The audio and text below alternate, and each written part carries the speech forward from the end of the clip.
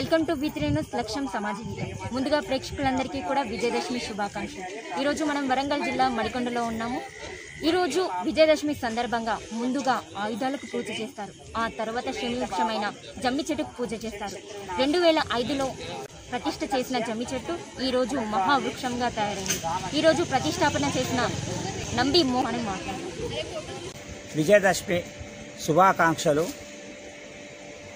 ఈరోజు దసరా, హిందువులకు ఈ దసరా మహా పండుగ, గొప్ప పండుగ.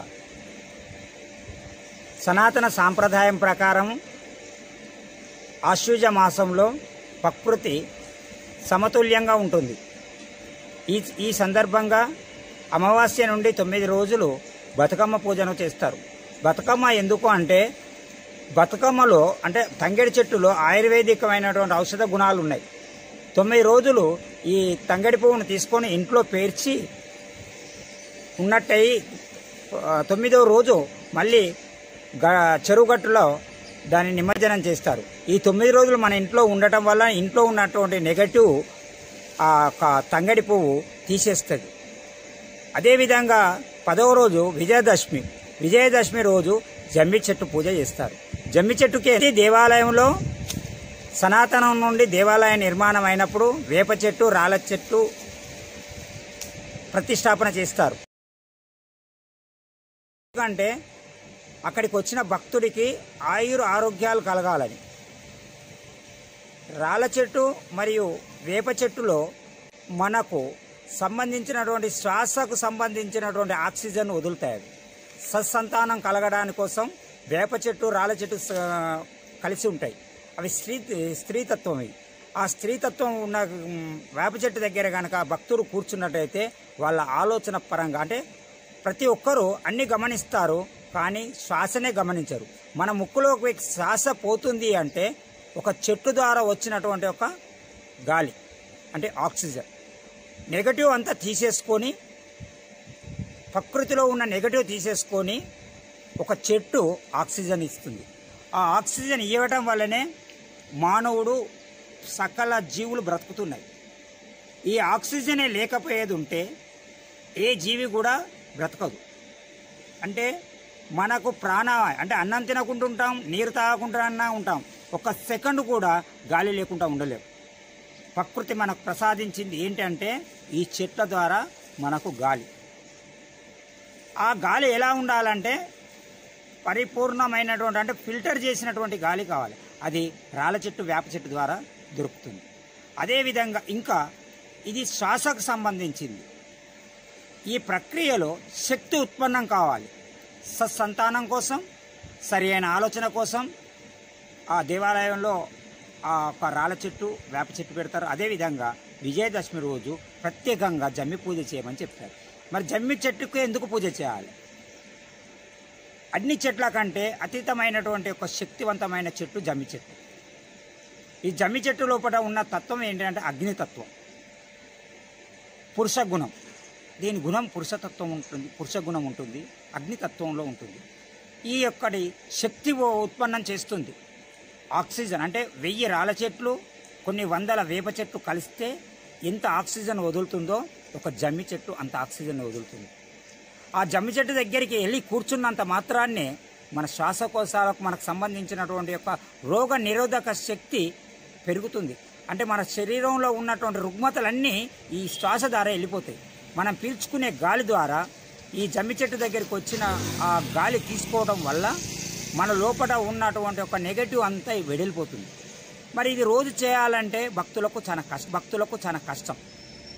రోజు జమ్మి చెట్టు దగ్గరికి రావడం, ఇలా పూజ చేసుకోవడం, ఇలా కూర్చోవడం అంటే వారికి చాలా తాకత్నిచ్చినది.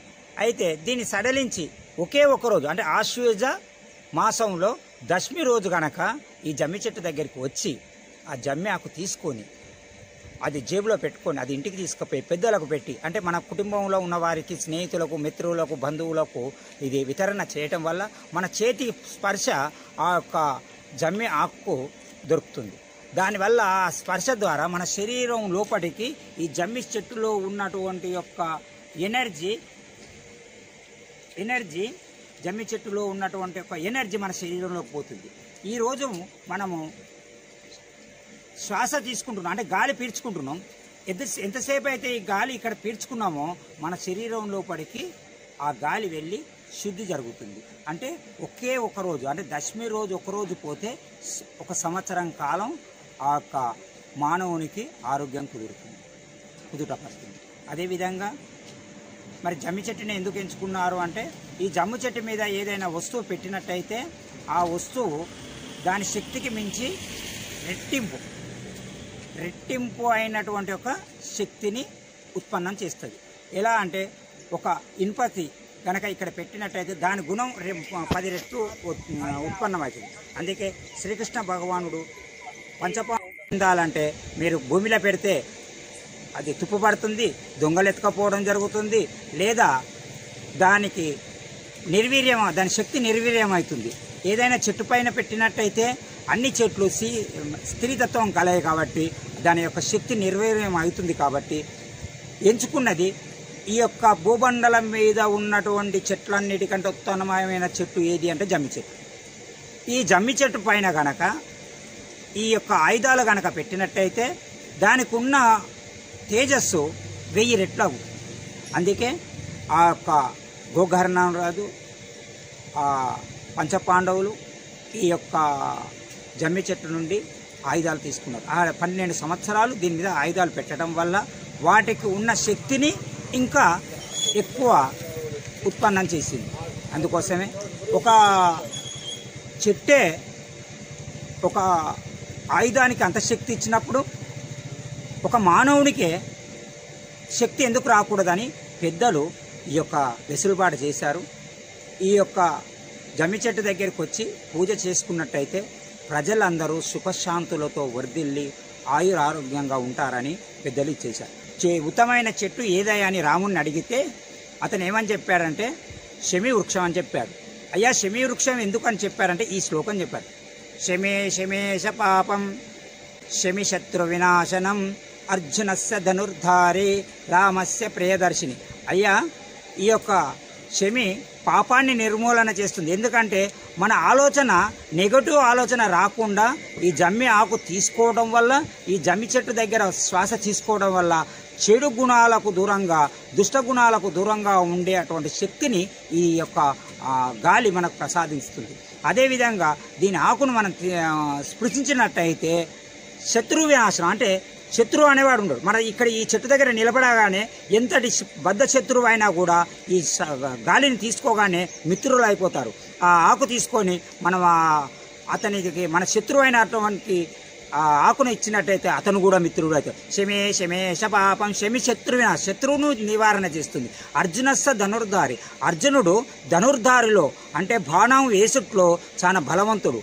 అంతటి బలాన్ని కూడా ఈ యొక్క శమీ వృక్షం ఇస్తుంది అని చెప్పింది. అయితే రామునికి ప్రియమైనది, రామస్య ప్రియదర్శిని, రామునికి ప్రియమైనది. ఇంత మహత్తరమైనటువంటి ఈ చెట్టును ఈ కలియుగంలో మానవుడు ఎన్నో రుగ్మతలతో, ఇప్పుడు కరోనా అని ఏదో రుగ్మతలతో బాధపడుతున్నారు. కాబట్టి ఆక్సిజన్ కొనుక్కునే పరిస్థితి వచ్చింది. అందుకోసమే ప్రతి ఒక్కరూ ఏంటంటే శమీ వృక్షం దగ్గర పెద్దలు ఇదివరకు ఏం చేసేది, చెట్టు దగ్గరికి వెళ్ళేది, పూజ చేసేది. అయితే ఆ యొక్క శమీ వృక్ష పూజ చేయటం వల్ల ఆక్సిజన్ మనకు అంది ఇదవుతుంది. కాబట్టి మన పెద్దలు ఇది ఈ యొక్క ఆశ్వయుజ మాసంలో ఇది చేయమని చెప్పారు. అదేవిధంగా భక్తులారా ప్రతి ఒక్కరూ ఒక చెట్టు పెంచండి. మనకు ఆక్సిజన్ కొనుక్కోకుండా మీ యొక్క వంతు సహకారం చేయండి. ప్రతి చోట దేవాలయం దగ్గర అడవిలోకి వెళ్ళి వృక్షాన్ని తీసుకొని వస్తారు. నా పేరు నంబిమోహన్, వరంగల్ జిల్లా మెట్టురామలింగేశ్వర క్షేత్ర సన్నిధానంలో ఈ యొక్క చెట్టు 2005లో ప్రతిష్టాపన చేసినది. ఇది భక్తులకు అంటే ఇంకా కొన్ని రోజుల తర్వాత జమ్మి చెట్టు ఎలా ఉంటుందో అని తెలియకుండా 2005లో నేను ఇది ప్రతిష్టాపన అంటే స్థాపితం చేయడం జరిగింది. ఈ యొక్క చెట్టు మెట్టురామలింగేశ్వర సన్నిధానంలో, స్వయంభూ మెట్టురామలింగేశ్వర సన్నిధానంలో మడికొండ గ్రామము, కాశీపేటకు 3 కిలోమీటర్ల దూరంలో ఇది ఉంది. అయితే ఎక్కడ కానీ అడవిలో ఉంటుంది చెట్టు. ఆ చెట్టు కొమ్మ తీసుకొని వచ్చి పూజారులు ఆ ఒక దేవాలయంలో పెడతారు. కానీ ఇక్కడ భక్తుడే స్వయంగా చెట్టు దగ్గరికి వచ్చి ప్రదక్షిణ తీసుకునే వెసులుబాటు ఆ పరమాత్ముడు నాకు కల్పించాడు. కాబట్టి భక్తులారా, ప్రతి ఒక్కరూ ఒక చెట్టు పెంచండి. ఈ యొక్క జమ్మి చెట్టు మీ అందరి కోసం ఇక్కడ ఏర్పాటు చేశాను. కాబట్టి సుదీర్ఘ ప్రాంతంలో ఉన్నవారు ప్రతి శనివారం నాడు వచ్చి ఇక్కడ పూజలు జరిపించుకొని ఇక్కడ ప్రదక్షిణలు చేసినట్టయితే మీకు ఆరోగ్యం ఉంటుంది, ఐశ్వర్యం కలుగుతుంది. కావున ఏ రోజైనా కూడా శమీ వృక్షాన్ని పూజ చేయొచ్చు. ఇక్కడ ఋక్వితులు యజ్ఞయాగాదులు చేసేటప్పుడు శమీ సమిధలు వాడతారు. అంటే 9 సమిధలు, జిల్లేడు, తంగేడు, కొన్ని మూలికలతోటి ఇచ్చేస్తారు. కాబట్టి శమీ సమిధలు కూడా వేస్తారు. అది మీరు తెలుసుకోవాల్సిన విషయం. ఇది మెట్టురామలింగేశ్వర క్షేత్రంలో ఈ యొక్క చెట్టును స్థాపితం చేయడం జరిగింది. భక్తులు ఎల్లవేళలో వచ్చి దర్శనం చేసుకోవచ్చు, జమ్మిని స్వీకరించవచ్చు, ఆయుర ఆరోగ్యాన్ని ప్రసాదించాలని మెట్టురామలింగేశ్వరుని